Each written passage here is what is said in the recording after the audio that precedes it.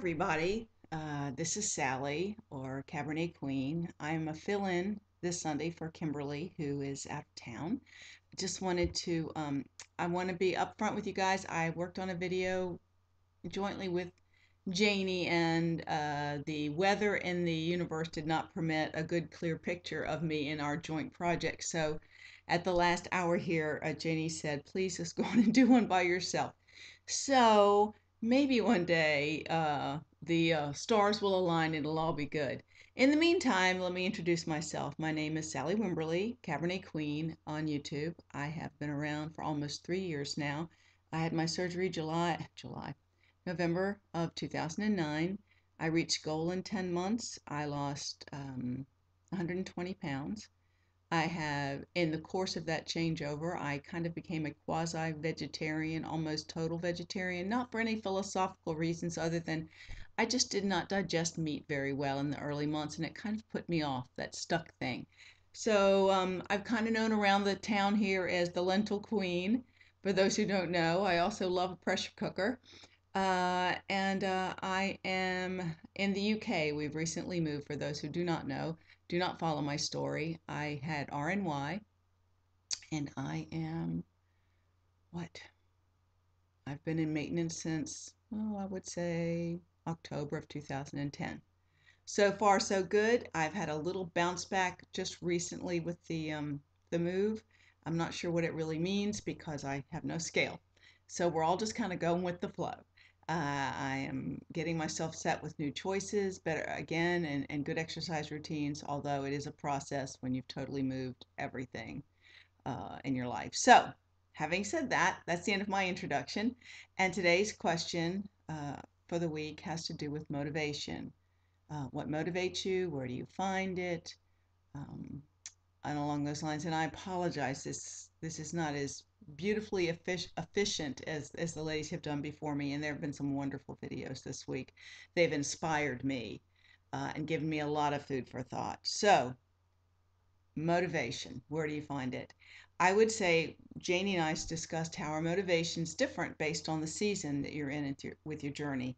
I think we both went into this, and I really shouldn't speak for Janie, but I know we've had this conversation several times this week. We both went into this with a desperate need for it to work. I had reached a point of having a breakdown, and I said, I can't deal with this anymore. I'm tired of being heavy. I was middle aged. I couldn't lose the weight on my own anymore.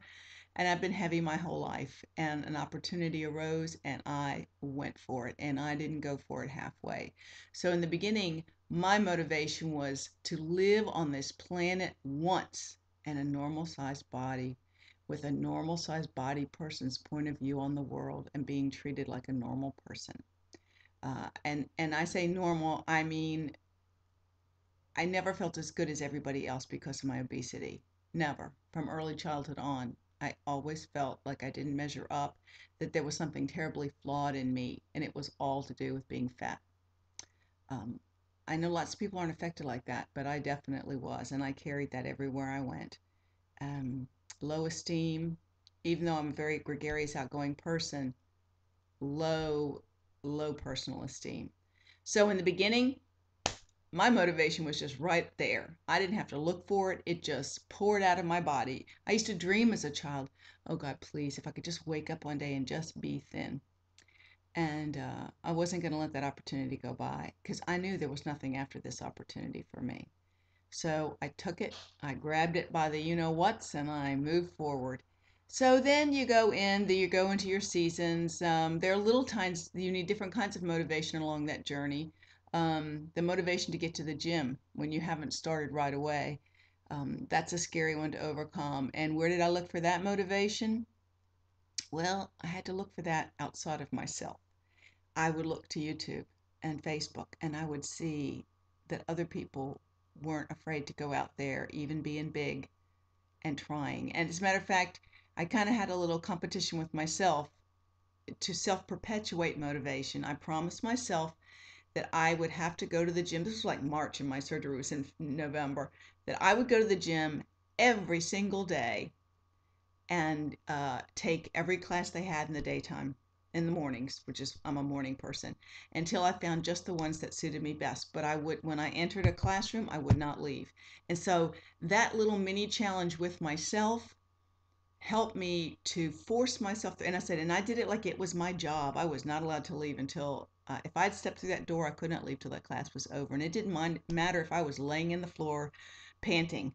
I was not going to leave. I didn't care if it made me mad, if I was embarrassed, if I felt ridiculous, whether it was Zumba or whatever it was that I couldn't do as quickly as someone else. I was not leaving until it was over.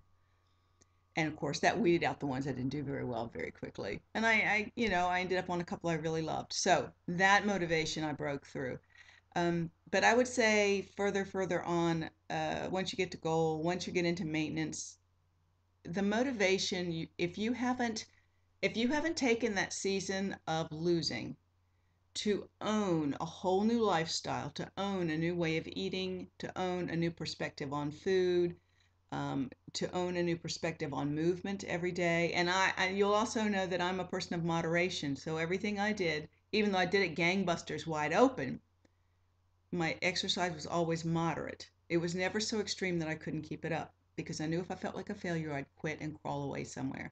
So for me to stay perpetually motivated was to keep from failing. So if I could keep everything in moderation that was achievable without straining or going, oh my gosh, I haven't done this for 3 weeks. I got to get up and do. No, I could walk every day. I had a dog. I had to walk every day. So walking and body pump, which I absolutely adored, were my exercises of choice. And I never got tired of those and I didn't fall off the wagon. So getting into maintenance, like I said, if you have figured out how to eat and change your life, um, then the motivation almost becomes internalized. It really has to come from an inner place anyway. But years in maintenance now, where it's normative to live a certain way and to move a certain way and to keep putting one foot in front of the other, I find great joy, energy, inspiration, which then becomes my new motivation to join alongside new people that are coming along that are grabbing this and taking it as far as they can. I particularly think today of Jill, my friend Jazz Diva, who's been around since I was around waiting to get her surgery. She lives in Germany. She's a wonderful lady and more in my age group. And she is taking this journey to town, and it inspires and makes me so full of joy. Connie's another person, just watching Connie get to Wonderland. The joy that that gives me to being able to come alongside with people to encourage them, it comes back to you. So being connected to the community, feeling interwoven into the fabric of the community is kind of a self-perpetuating motivation. I also have to give kudos to Janie because she has those inspirational quotes on her page every day for Facebook. And since the beginning, I read Janie's quotations. 2009, I was reading Janie's quotations. I would take them, I would copy them, I would put them in a Word document, I would change the font, I would make things big, I would underline things, and then I would print them, cut them out, and put them on my refrigerator. And she had one about you are the author of your own destiny. You rewrite that story every day you get up. And that has never left me. I know I'm the author of this. Um, so Janie's inspirational words that resonate with me, because when you see truth and you recognize it and you own it and you go, yes, that's the way I feel, that's the way I think, that's motivational, that's inspirational, that's encouraging to keep on keeping on. So I thank all the people who came before me, all the people that will come after me, because I get inspiration and motivation from all of those people and all of those situations in life. So I ask you, where's your motivation coming from? Has it changed? Is it coming from the same place as it came from in the beginning? Is it from other people? Is it from activities? Is it from someplace deep inside of you? We'd love to know. So please feel free to make a video. This is Back to Basics, WLS. I apologize if I didn't say that in the beginning because I know I didn't. But you guys know where you are because you found it, right? Okay.